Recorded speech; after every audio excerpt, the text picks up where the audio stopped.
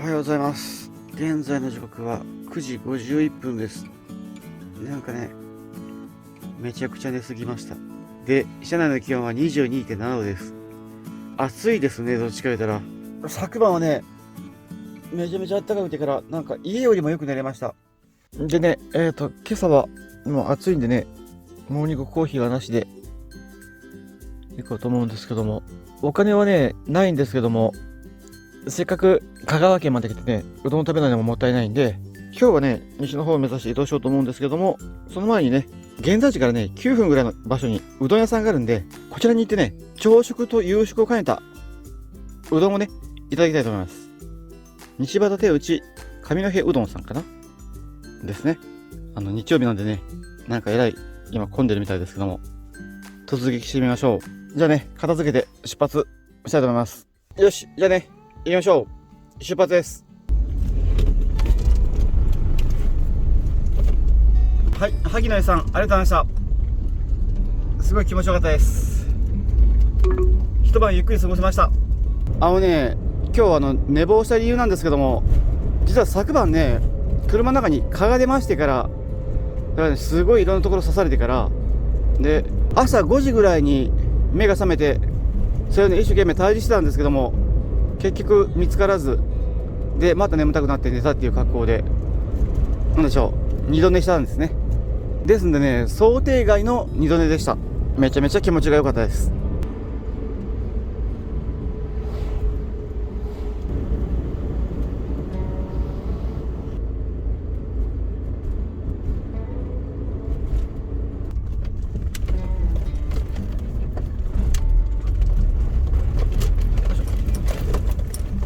はい、到着です。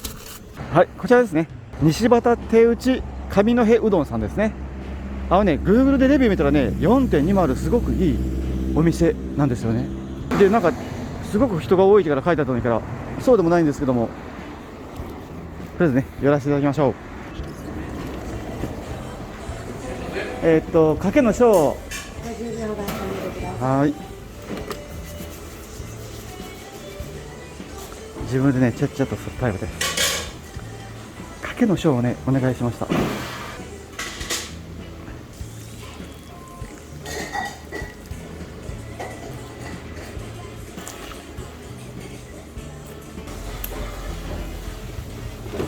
僕はね、天ぷらはナス一択なんでね、ナスをいただきます。で、いりこ天1個いただきましょう。おお、はい、お願いします。330円です。はい、はい、はい、すいません。よいしょ。よし、美味しそうですね。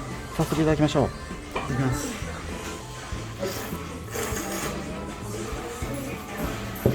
めちゃくちゃ美味しい。い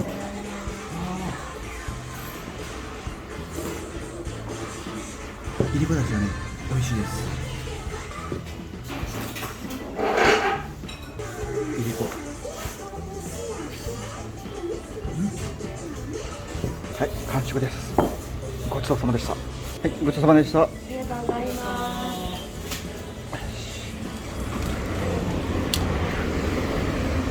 めちゃめちゃ美味しかったです。いりこだしのね、うどんスープが最高でした。で、一気にね、お客さん増え始めました。だから朝と昼のね、入れ替えのタイミングだったんでしょうね。あ、バグトラック、すごい。よいしょ。はい、ということでね、ご飯美味しくいただきました。ですのでね、早速移動しようと思うんですけども、富士カズジャパンさんこっちなんですよね。で、せっかく四国いるのにから、一発で行ってしまってももったいないんで、まあちょっとだらだらと四国のね、この辺の観光を楽しみながら、僕迎えたいと思ってるんで、その段取りでね、行こうと思います。はい。ちなみにね、うどん330円だったんで、残金がね、約ね、6390円ぐらいになりました。はい。よし。ということでね、西を目指して移動したいと思います。行きましょう。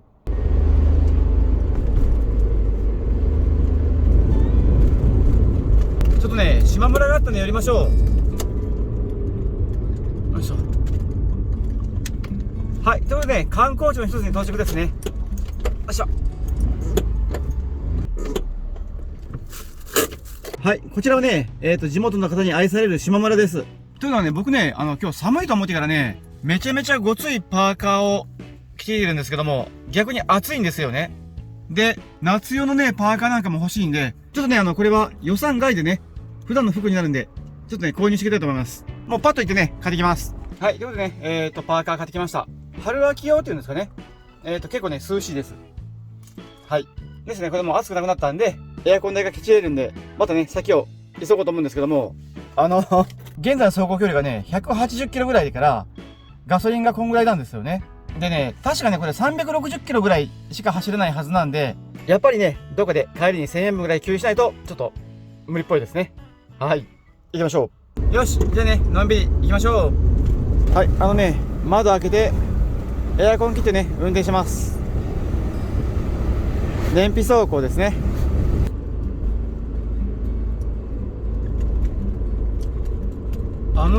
この辺、桜の木が咲いてるところが多いですね。今日ね、3月の13日なんですけども、もう咲いてるんですね。はい、ということでね、新居浜の町の方までやってきました。で、この辺まで来たらね、やっぱし観光地に寄らないといけないんで、やろうと思うんですけども、どこに寄るつもりなのか、皆さん、もうお分かりですよね。はい、そうです。セカンドストリートです。こちらですね。駐車場どっちだろう。あ、この裏か。はい。皆さんご存知だと思うんですけども、僕本当にね、リサイクルショップ巡りが大好きなんで、せっかくね、新居浜まで来てるのにから寄らないのはもったいないんでね、ちょっと行って探検していきたいと思います。行ってきます。この土鍋ね、めちゃめちゃかっこいい。ここはね、シュッとなっててね、高くてかっこいいです。これフライヤーですけども、770円です。あ、全部揃ってるんだ。あいあげくん、600ワット。すごいのがありますね。これね、保温調理専用鍋ですね。消費電力ゼロのね、調理器具ですね。謎の調理器具、湯切り名人。なんか麺かなんか入れてね、遠心力でお湯を切ってくれる分ですね。990円。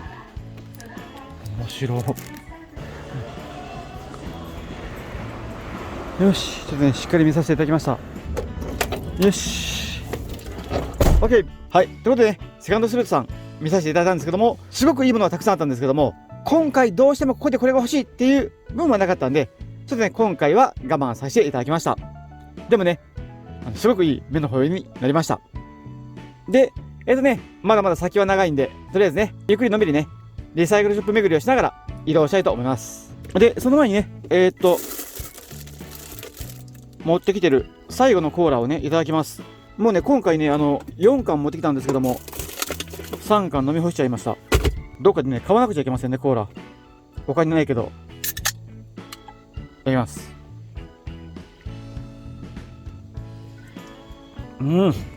めちゃめちゃ冷えてる。冷蔵庫持ってきて正解です。やっぱりね、今の時期はいりますね。冷蔵庫。皆さんもね、もう雪が溶けたらすぐに冷蔵庫、射精されることをお勧めします。ということでね、行きましょう。よし、じゃあね、行きましょ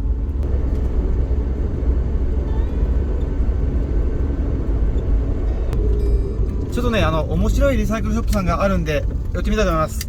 こちらはね、過去に一度寄らせていただいたことがあるお店ですね。よいしょ。OK。過去にね、一度寄らせてもらったことがあるお店でから、すごいね、たくさんいろんなものが売られているところです。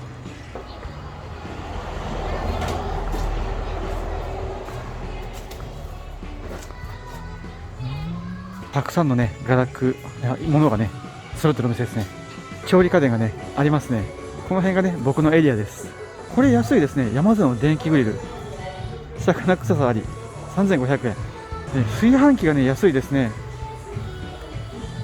このすごい綺麗な炊飯器3000円です。IH クッキングヒーターもね、安いですね。これだいたい9800円するんで、2割ぐらい安いです。天ぷら鍋。こっちも天ぷら鍋。こっち大きいのにから安いな。こっちはね、レトロコーナーですね。おー。あ、かっこいい。これアルミ鍋。かわいい。ここはね、懐かしグッズがあるんですけども、すごい。昔ね、そうです。こうやって仮面ライダーのね、常用玩具もあったんですよ。すごーあ、これかっこいい。オレンジ色。IH 対応なのかな。これ僕が持ってるやつでいいのかな。いや、あれよりもちっちゃいかな。ガンダムいました。4000円。こっちもありますね。ちょっと見させてもらいましょう。よし。はい、しっかり目の保養させてもらいました。いろんなものがね、たくさんあって面白かったです。よし、ということでね、行きましょう。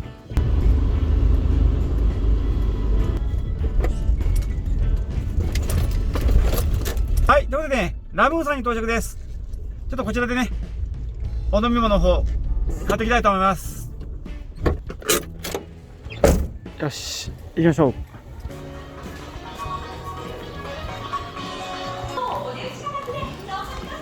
よし。はい、コーラと食料品をね、ちょっと買ってきました。はい、ということでね、いいものが買いました。コーラのゼロ 700ml しかなかったんで、これにしました。一応ね、入るはずです。で、あと、お肉とか、オールフリーで、全部で508円でした。かなり安かったです。で、ちょっとこれをね、詰めましょう。よし。OK。1本ね、入りませんでした。やっぱしちょっと大きい冷蔵庫持ってくればよかったですね。大きい冷蔵庫だったらね、700とかじゃなくて 1.5 が入ってから、消費電力ね、そう変わらないのに、たくさんのものを冷やせるんでね、大きい方にしとけばよかったです。まあ、OK ですね。はい。はい、ということでね、買い物も終わったんで、次の観光地の方にね、向かいたいと思います。行きましょう。はい、ということでね、次の観光地に到着です。はい。セカンドストリートさんですね。もうすごい観光客のね、皆さんがたくさん車止められてます。よし。じゃあね、ちょっとね、セカンドストリートさん、行ってきたいと思います。よし。はい、しっかり観光してきました。本当にね、いいものがたくさんあってからね、調理家電がすごい多かったですね。で、欲しいものもね、たくさんあったんですけども、今回はね、ちょっと我慢させていただきました。はい、ということでね、観光も楽しませていただいたんで、次はね、お風呂に入りに行きたいと思います。で、寄らせてもらう場所が、ちょっと漢字が読めないんですけども、せすべぎ交流館さんですね。はい。で、こちらもね、ちょっとなんか、面白いお風呂で、いっぺん行ってみたかったんで、しまなみ海道からもね、そう離れてないんで、こちらの方にね、寄らせていただきたいと思います。ちなみにね、距離は32キロで46分ぐらいかかるそうなんですけども、こちらのお風呂ね、ちょっとね、面白いお風呂なんで、頑張ってね、行ってみたいと思います。はい。じゃあね、行きましょう。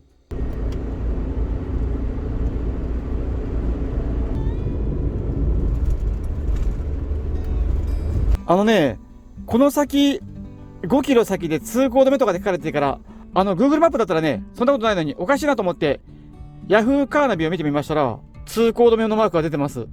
だからね、なんか通り抜けができないみたいです。仕方がないですね。ちょっとね、U ターンしてからお風呂の方に行きたいと思います。だからね、本当はね、こう行ける分をぐるっと回ってこう行くような感じになります。はい、U ターンしてね、ぐるっと回ります。2キロほどロスですかね。ガソリン安いな、ここ。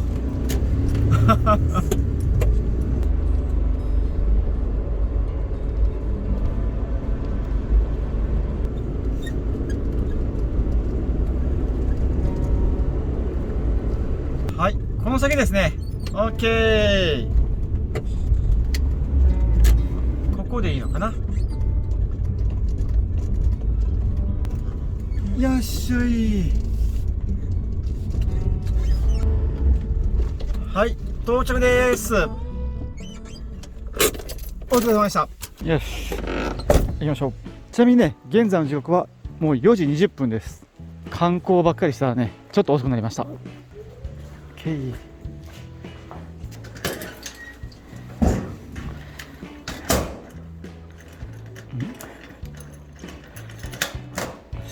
大人420円。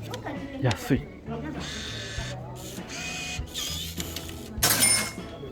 お願いします。はい、どうも。で、今撮影許可いただけたんですけども、こちらね、こんな感じの昭和レトロな感じのお風呂屋さんで、お土産もあるし、駄菓子もあって、お風呂入る前からね、すごい目移りしちゃうようなところの施設さんです。でもちょっとまずはね、館内行ってきたいと思います。はい、上がりました。気持ちよかったです。中のお風呂ね、源泉かけ流しでした。だから新しいお湯がね、常に出てくるお風呂で、浴室はね、ぬるぬるですごい気持ちよかったです。で、シャンプーとかリンスとかボディーソープとかはないんで、それら辺はね、自分で用意する必要があるんですけども、でもね、420円でお風呂はすごいありだと思います。気持ちよかったです。で、こちらが休憩室ですね。椅子があってマッサージチェアは有料です。で、こっちがね、その最初に見た時のすごいコーナーなんですけども、ちょっとね見させてもらいますと、すごい珍しいお菓子がたくさんある。玄米せんべいとか豆ほろりとか、これお芋でから菊芋っていうお芋なんですけども、こんだけ入って150円です。安い。キャベツもね、こんなに大きいのに200円です。お土産も美味しそう。いうかね、ロールケーキが異常に安いですね。タルトなんかもこれで300円ですよ。ちなみにお土産代は僕今回ね、別形状で行ってるんで、お土産はね買っても計算内に入れてないんで、はい、お土産にねこれ買わせていただきましょう。カステラです。220円のやつで、これとは別にちょっとね小腹も空いたんで、自分のねおやつ用にこちらをいただきましょう。瀬戸内レモンのあられです。これね200円の半額で100円ですね。こっちはね旅費に含まれて、こっちはお土産代にします。はい、お願いします。はい、350円お伝えいたします。はい、ありがとうございます。ありがとうございます。はい、お土産をね階段で出ましょう。よっしゃ。はい、いいお土産も手に入ったんでね、車に戻りましょう。ということで、車に持ってきたんで、もう早速ね今日の宿泊予定地の方に向かおうと思うんですけども、今日は実はねしまなみ海道の方の中にある RV パークさんを予約してまして、そちらがね RV パークしまなみ海道大三島さんですね。過去にね一度利用させていただいたことがある RV パークさんです。で、現在地からはこんな感じで橋を渡り継いで大三島に入るような格好ですね。懐かしいですね。9ヶ月ぶりぐらいになるのかな、しまなみ海道に入るのは。はい。で、距離もね44キロぐらいあって、で現在の時刻はね5時8分なんですけども、48分でね着くそうなんで、ゆっくりね頑張って行ってみたいと思います。で、ちなみにねちょっとね僕今驚いてることがありまして、というのがね、今家を出てから253キロぐらい走ってきてるんですけども、燃料の消費量がね半分ぐらいなんですよね。すごい燃料がね持ってる状態で、なんだろう、今回ねちょっとだけエアコンつけたことがあったんですけども、あとずっとエアコンつけてないから燃費がねなんか本当にびっくりするぐらいいいです。ただね無給油で家に帰ることは多分できないと思うんですけども、相当いいんでね、どこまで伸ばせるかっていうのをちょっと気にしながらね運転したいと思います。はい。で、ちょっとね僕朝ごはん食べてから何も食べてなくてお腹空いてるんでね、今買ったこちらのおやつをねかじりいきたいと思います。果たしてお味は。美味しい。僕ね最近レモン味が大好きなんでめちゃくちゃ美味しいです。しかも半額、倍美味しいですね。よし、ということでね、しまなみ海道大三島さんの方にね向けて出発したいと思います。行きましょう。はい、気持ちのいいねお湯でした。ありがとうございました。よし、じゃあね行きましょう。目的地まではね43キロぐらいです。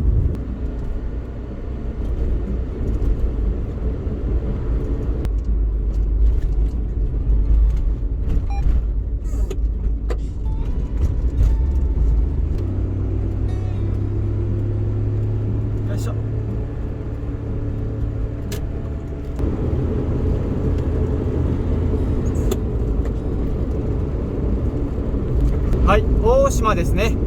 大島に乗りました。約1年前にね電動原付で渡った最後の島ですね。さよなら大島、ようこそ博多島です。はい、博多島に上陸です。はい、さよなら博多島、こんにちは、大三島です。はい、ここですね、大三島でおります。よいしょー。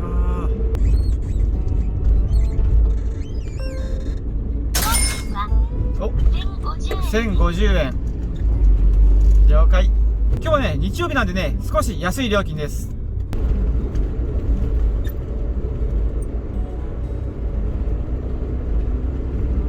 はい。到着です。久しぶりにやってきました。はい、到着です。はい、ということでね、RV パーク、しまなみ海道大三島さんですね。で、ちょっとね、遅くなったんでね、もうチェックイン済ましていきたいと思います。行ってきます。はい、ありがとうございます。今日は特には変わってないので。すいません、どうも。じゃあよろしくお願いします。お願いします。ありがとうございます。で、車、先を動かします。よいしょ。はい。OK。場所はいいんですけども、ちょっと先にね、傾斜チェックだけしておきます。水平チェックは、こっちが明るいですね。で、縦方向は、こっちは結構明るいですね。いうことは、とりあえずね、左前を結構上げないといけませんね。ここはこんな感じで、せーの。こんな感じかな。水平よし。縦方向もよし。OK、バッチリ出ました。向こう側が一番上まで上がって、こっち側がね、一段上がってるような格好ですね。ちょっとね、傾斜は結構ありましたけども、もう無事ね、平らにできました。バッチリです。で、気になるね、今回のこちらの利用料金なんですけども、通常料金は2000円なんですよね。だけども、車旅クラブの会員だったら、200円引きの1800円なんですけども、僕リピーターなんで、リピーター割引が500円効いて、なんと1泊1500円でした。素晴らしい。想像以上にね、安く泊まれたという格好ですね、こちら。ですんで僕はね、こちらの一角を1500円でね、お借りすることができたという格好ですね。素晴らしい。で、実はね、こちらのRVパーク大三島さんって、すごいのが、この料金内で電源の使用が可能なんですよね。だから、ポータブル電源とかを充電してもよしっていう格好で、破格値のね、RVパークさんではあります。すごいです。ちなみに、僕もね、電気たくさん使ってたんですけども、今日ね、こっちの電源、ソーラーパネルで充電してたら、見えますかね、こんな感じでね、満タンになってます。だからね、もう、太陽光だけでこっちは満タンになってます。で、あとね、こっちの電源なんですけども、こっちはね、僕今回ね、ずーっとこの冷蔵庫を0度ぐらいでから冷やしてるんですよね。家を出てからずーっと。で、今ね、6時なんで、結局ね、30時間丸々冷蔵庫冷やしっぱなしではあるんですけども、走行中は走行充電してるんですよね。で、この時の電池残量なんですけど、素晴らしいことにね、70% です。ですんで、移動しながら充電して使用したら、1時間 1% の消費ぐらいになってます。ちなみにこれがね、2000Wh の電源なんで、30時間で 600Wh ぐらい使ってるという格好ですかね。はい。すごいね、長持ちですね。とりあえず今日はね、もう充電とかはしなくてもいいことはいいんですけども、一応ね、ケーブルは持ってきてるんですけども、届くかな？届いたらね、充電させてもらってるんですけども、無理ですね。ケーブル短かったです。ですね、今回もちょっと電気いいです。大丈夫です。十分あるんでね。よし、じゃあね、車中泊できる準備を整ったんで、もうね、中に入ってゆっくりさせていただきたいと思います。よいしょ。はい。よいしょ。ただいま。はい。ということでね、今の時刻はもう6時50分ですね。結構ね、遅くなっちゃいました。で、お腹も空いたんで、晩ご飯作ろうと思うんですけども、今手元にある食材がこんな感じだから、結構あるんですよね。で、今日はね、こちらを買ってきたんで、こちらを料理するんですけども、その前にね、僕はずっとね、焼きそばを食べたいなと思ってたんで、これ2週間のね、長旅の時にダイソーで買った焼きそばのソースですね。に、焼きそばと野菜とハムとかでね、今日はね、晩ご飯焼きそばをメインでまずは作ろうと思います。で、焼きそば作ってから、こちらの方をね、調理したいと思います。はい。ということでね、ちょっともうパッと作りましょう。ということでね、まずはね、野菜をちょっと事業仕分けしましょう。いくつかのね、具材に分けます。まな板に敷いて、とりあえずね、ピーマンはね、こっちとかいう感じで分けます。はい、野菜をね、半分まではいかないんですけども、分けました。1対2ぐらいですね。はい。で、今晩は、こちらのお野菜を使って焼きそば作ります。で、こっちはね、また別の料理に使います。で、続いてね、お肉なんですけども、お肉はね、どうしようかな。せっかくなんでね、もうこちらのお肉使いましょうかね。購入させてもらったんで、訳ありのね、半額品です。ちょっとね、端っこいただいてみましょう。美味しい。これをね、じゃあこれぐらい使いましょうかね、お肉。こっちの方はね、ちょっともう袋に入れておきます。発泡スチロールに入れてたらね、かさばってね、仕方がないんで。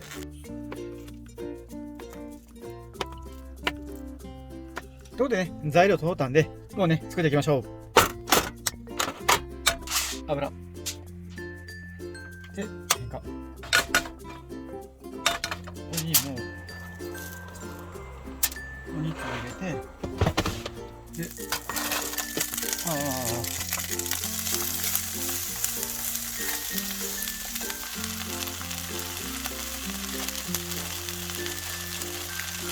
入れます。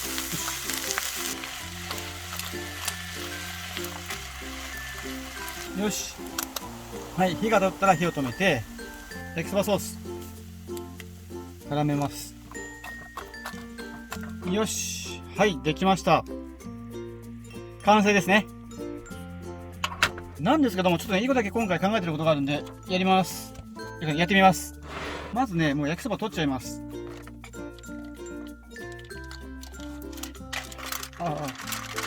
おそばを取ったらちょっとこれ軽く拭いて、で、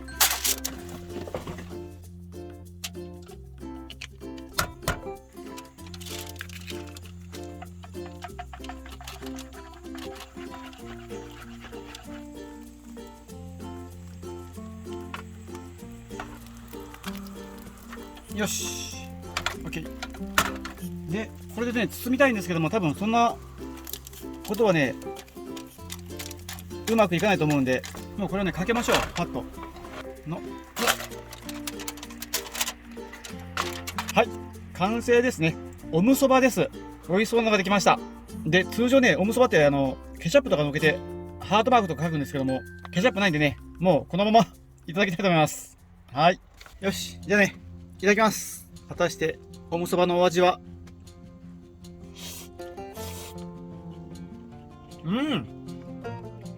美味しいです。バッチリですね、これは。卵もソースも焼きそばも最高に美味しいです。ただね、麺が細いんでね、僕が思ってた焼きそばじゃなかったです。もっと麺が太い方が良かったみたいですね。でもね、美味しいです。で、どうしましょうかね。ちょっと、ダイエット中なんですけどね、カロリーハーフのマヨネーズかけましょう。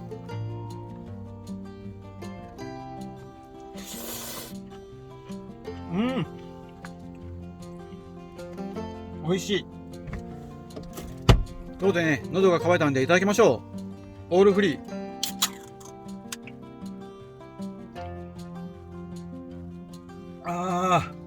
美味しい。焼きそばね、本当に上手できてます。めちゃくちゃ美味しいです。で、ちょっとね、食べてる間にね、もう一品調理作りましょう。作るのはもちろんこちらですね。塩麹入り国産若鶏つくねしそ巻きっていう分で、このお肉はね、豚バラに見えるけども、これ鶏肉なんですよね。ですんで、この分をね、こっちで焼いていただこうと思うんですけれども、ただ焼いて食べるのも本当に面白くないんで、今日はね、こちらをチキンカツにしましょう。はい。チキンカツにするのはね、もうすごい簡単で、こういったね、小麦粉卵いらずの楽揚げパン粉があるんで、こちらでね、これをね、チキンカツに生まれ変わらせたいと思います。パッとやりましょう。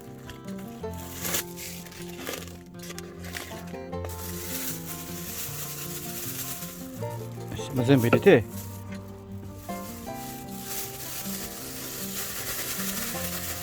一個一個ね、こんな感じでまぶしてから、ぎゅうぎゅう押さえてね、まぶして置いてきますね。全部入れます。はい、 OK。 ここまでできました。そしたらあとは揚げるんでね、油を結構しっかりめ入れて、で、あとはね、フライパンの蓋にくっつきにくいホイルかぶして、油でね、汚れないようにして、こっちの分を外に折って蓋して準備完了。点火。火は小さめで、これでね、しばらく放置します。もう食べながらね、ゆっくり待ちます。よし、ひっくり返しましょう。一遍止めて、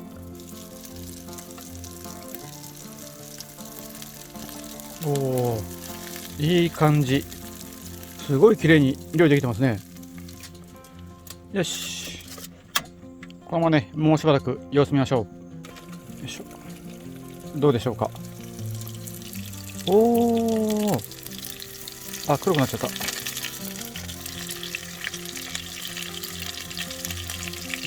いしょ。あ、でもいい感じ、いい感じ。ちょっと油多かったかな。鶏からね、油が出てきたような感じがありますね。OK。もうちょい入れます。よし、そろそろね、いいと思うんですけども、どうでしょうか。おー、いいですね。多分いいですね、これは。OK。消化。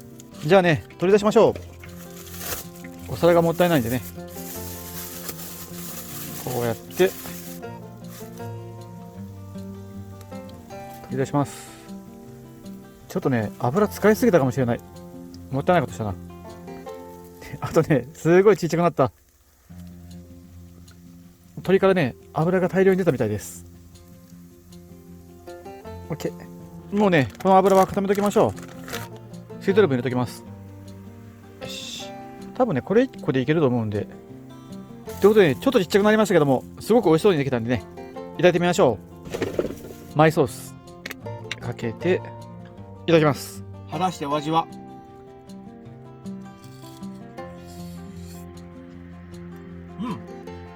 美味しいです。よくできてます。きちんとしたね、カツですね。大葉の巻かれた。なんですけども、気のせいかな、これ、チキンじゃなくて豚肉のような気がするんですよね、本当に。チキンなのかな。豚肉だと思うんですけどもね、どうなんでしょう。揚げた後にね、油が結構出てたと思うんですけども、鶏肉ってあんなに油出ないんですよね。逆に豚肉ってすごい油が出るんで、つくねしそ巻きって書いてあるけど、あ、これ多分ね、つくねしそ巻きじゃなくてから、わかりました、ごめんなさい。これね、つくねしそ巻きじゃないです。つくねしそ巻きはね、ちゃんとそれでありました。つくねの団子をね、しその葉っぱでクッと巻いたやつ、はあったんですけども、それと同じ分が入ったみたいですね。だからね、いや、でもね、この手の分、全部にこの分が入ってたんで、1個だけのミスじゃないと思うんですけども、多分これはね、今回記載ミスだったんじゃないかと思います。ごめんなさい。僕もね、食べるまで気がつかなかった。ああ、そうなんだーって思って食べたんでね。でもね、めちゃくちゃ美味しいです。食べてね、なんか見ながら、ゆっくりしたいと思います。よし、ちょっとね、喉乾いたんで、コーヒー飲みます。で、フライパンをね、使おうと思ったら、なんかね、なぜか油が少し回ってたみたいでから、すごいね、油チックになってるんで、もうね、この辺ちょっとパッとね、片付けます。よいしょ。油がね、漏れてこないようにしておきます。これでね、お湯沸かしましょう。もうね、そんなに神経質な必要ないんで、ただの食用油なんでね、1杯分。添加。はい、沸きました。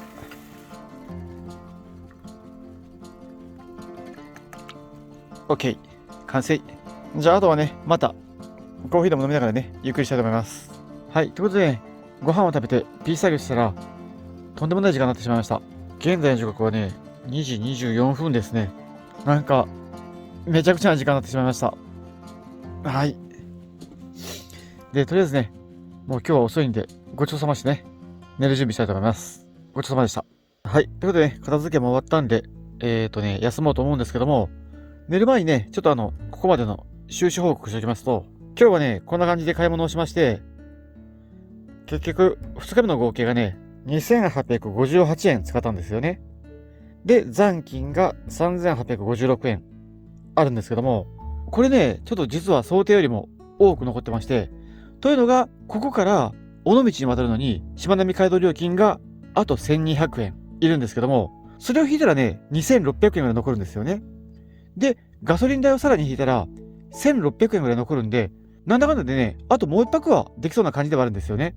ですので、なんかちょっと想像以上にお金が余ってて、逆にびっくりしてるっていう状況ではあるんですけども、まあちょっとね、明日のことはね、明日また考えるようにしたいと思います。はい。ちなみにね、ちょっとね、びっくりなのが、今、ちょうど300キロぐらい走ってここまで来たんですけど、ガソリンのね、メーターがまだ半分残ってるんですよね。で、そんなことはね、ありえないはずなんですけどもね、なんかね、めちゃくちゃ燃費が良くって、もしかしたら家に帰るまで450キロぐらいの距離を無給で走れるかもしれないというね、状況なんですけども、もしかしたらね、メーター壊れてるかもしれないんで、明日以降、ちょっとね、要チェックの状態で走ってみたいと思います。はい、ということでね、お布団に入ったんで、今日はね、もう休もうと思います。ちなみにここはね、チェックアウト12時なんで、だいぶね、ゆっくりできると思います。じゃあね、おやすみなさい。